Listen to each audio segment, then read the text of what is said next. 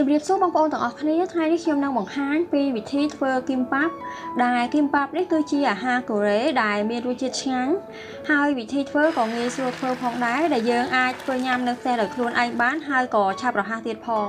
មុននឹងចូលទៅមើលពីវិធីធ្វើសូមបងប្អូនដែលមិនទាន់បានចុច Subscribe YouTube Channel កុំភ្លេចចុចម្នាក់មួយផងដើម្បីបានទទួលវីដេអូថ្មីៗបន្ទាប់ទៀត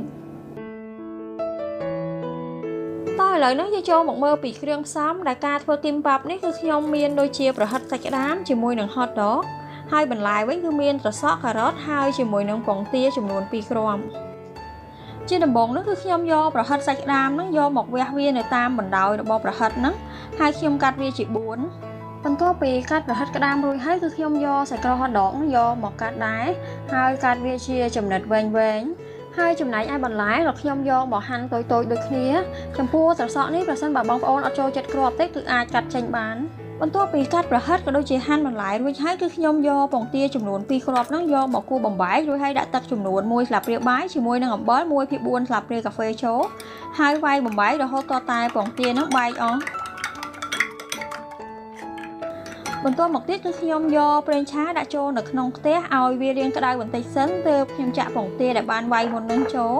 ហើយខ្ញុំចាក់វាចៀនជាបន្ទះស្ដើងដោយបើកភ្លើងល្មមទេនៅពេលដែលឃើញថាពងទាហ្នឹងរាងឆ្អិនម្ខាងហើយ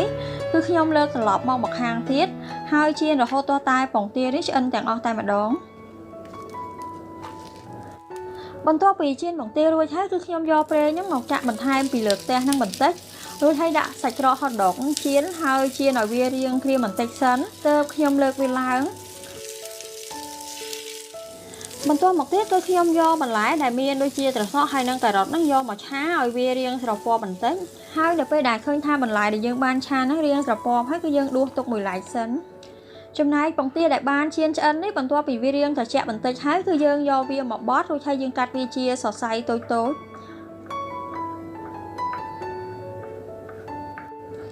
បន្ទាប់ពីគ្រឿងផ្សំដែលដាក់នៅក្នុងគីមប៉ាប់នេះបានត្រៀមរួចរាល់អស់ហើយឥឡូវហ្នឹងគឺខ្ញុំនឹងមកលាយបាយដោយបាយនេះគឺខ្ញុំប្រើចំនួន3ចានចង្កឹះហើយលាយជាមួយនឹងអំបិលកន្លះស្លាបព្រាកាហ្វេ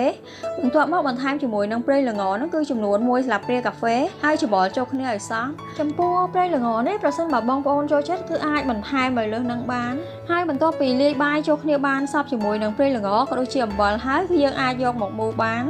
ហើយនេះគឺជាបន្ទះសារាយដែលខ្ញុំយកមកប្រើដែលបរិមាណបាយនេះគឺខ្ញុំប្រើសារាយអស់ប្រហែលជា4បន្ទះប៉ុណ្ណោះហើយការមូលបាយនេះគឺយើងត្រូវការបន្ទះឫស្សីមួយបន្ទះយើងយកមកដាក់ទ្រាប់ពីក្រោមសារាយរួចហើយគឺខ្ញុំដួសបាយយកមកបំពាយស្ដើងពីលើសារាយប៉ុន្តែបាយនេះគឺខ្ញុំអត់ដួសដាក់ឲ្យពេញនៅនឹងផ្ទៃរបស់សារាយតែម្ដងទេគឺខ្ញុំដាក់ត្រឹមតែ2/3ប៉ុណ្ណោះហើយបន្ទាប់ពីដាក់បាយរួចហើយគឺខ្ញុំចាប់ផ្ដើមយកបន្លែក៏ដូចជាប្រហិតរបស់យើងនេះយកមកដាក់តម្រៀបពីលើហើយមុនពេលដែលមូលហ្នឹងប្រសិនបើបងប្អូនចង់ឲ្យនៅក្នុងបាយនេះគឺមានរសជាតិស្រាប់គឺបងប្អូនអាចច្របាច់ទឹកម៉ាយ៉ូណេសហ្នឹងដាក់ចូលនៅក្នុងហ្នឹងបាននៅពេលដែលដាក់គ្រឿងផ្សំទាំងអស់ពីលើបាយរួចហើយគឺខ្ញុំចាប់ផ្ដើមមូលបាយតែម្ដងហើយការមូលបាយនេះគឺខ្ញុំអត់សូវស្ទាត់ប្រហែលទេប្រសិនបើមើលទៅឃើញថាខុសឆ្គងក៏សូមកុំប្រកាន់បន្ទាប់ពីមូលបាយរួចហើយគឺយើងយកទឹកយកបុកលាបនៅខាងចុងរបស់សារាយហ្នឹងបន្តិចរួចហើយគឺយើងមូលវាឲ្យជិតតែម្ដង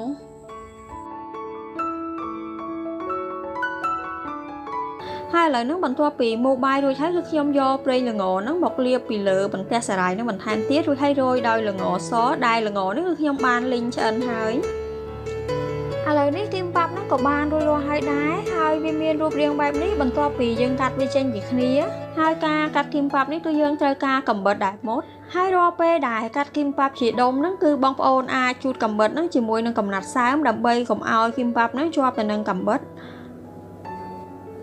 ហើយឥឡូវនេះគីមប៉ាប់នេះក៏បានកាត់រួចរាល់ហើយដែរនៅពេលដែលយើងញ៉ាំហ្នឹងគឺយើងអាចញ៉ាំជាមួយនឹងទឹកម៉ាយ៉ូណេសឬក៏ទឹកស៊ីអ៊ីវដែលវាធ្វើឲ្យរសជាតិរបស់អាហារមួយមុខនេះកាន់តែមានរសជាតិឆ្ងាញ់ហើយវីដេអូនៅក្នុងថ្ងៃនេះក៏ដល់ទីបញ្ចប់ផងដែរប្រសិនបើមានកំហុសឆ្គងត្រង់កន្លែងណាក៏សូមអធិស្ឋានសូមអរគុណ